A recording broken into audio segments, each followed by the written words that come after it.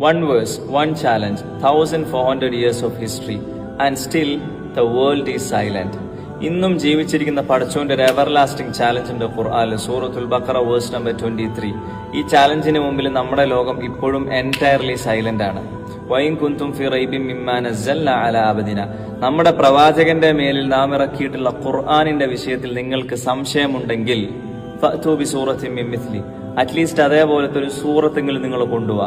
അത് ഒറ്റയ്ക്ക് വേണമെന്നില്ല. വദഉ ശുഹദാഅകും മിൻ ദൂനില്ലാഹി ഇൻ കുന്തും സാദിഖീൻ, നിങ്ങൾ സത്യം പറയുന്ന ആളുകളാണെങ്കിൽ പടച്ചോനല്ലാത്ത അള്ളാഹു അല്ലാത്ത നിങ്ങളെ സഹായികളായിട്ടുള്ള ആരെ വേണമെങ്കിലും നിങ്ങൾ വിളിച്ചു വരുത്തിക്കോ. It's A challenge. ആ ചാലഞ്ചിന്റെ ഊക്കൊന്ന് നോക്കി.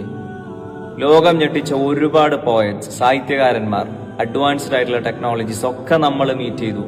ഇന്ന് വരെ ഒരാളും തുനിഞ്ഞിട്ടില്ല, തുനിഞ്ഞ ഒരാൾക്കൂട്ട് കഴിഞ്ഞിട്ടില്ല ഖുർആൻ പോലൊരു അൺഫെയ്ഡിങ് ആയിട്ടുള്ള എവർലാസ്റ്റിംഗ് ആയിട്ടുള്ള ഒരു ഡിക്ലറേഷൻ കൊണ്ടുവരാൻ.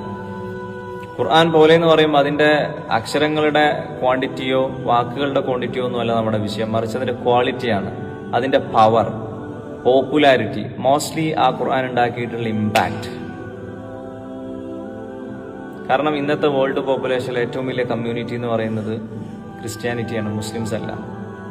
എന്നിട്ടും ഡെയിലി ബില്യൺ കണക്കിന് ആളുകളാണ് ഖുർആൻ റിസൈറ്റ് ചെയ്തുകൊണ്ടിരിക്കുന്നത്, മെമ്മറൈസ് ചെയ്തുകൊണ്ടിരിക്കുന്നത്, ഫോളോ അപ്പ് ചെയ്തുകൊണ്ടിരിക്കുന്നത്, പ്രാക്ടീസ് ചെയ്തുകൊണ്ടിരിക്കുന്നത്.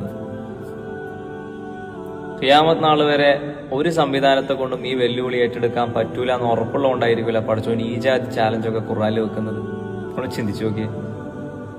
അതുകൊണ്ട് നമ്മുടെ ഈ തിരക്ക് പിടിച്ച മെറ്റീരിയൽ ലൈഫിൽ ഖുർആൻ പഠിക്കാനും മനസ്സിലാക്കാനൊക്കെ ഒരു ഷോർട്ട് ടൈമെങ്കിലും നമ്മൾ ഷെഡ്യൂൾ ചെയ്യാം. അത് നമ്മുടെ വിശ്വാസത്തെ സ്ട്രെങ്തൻ ചെയ്യും.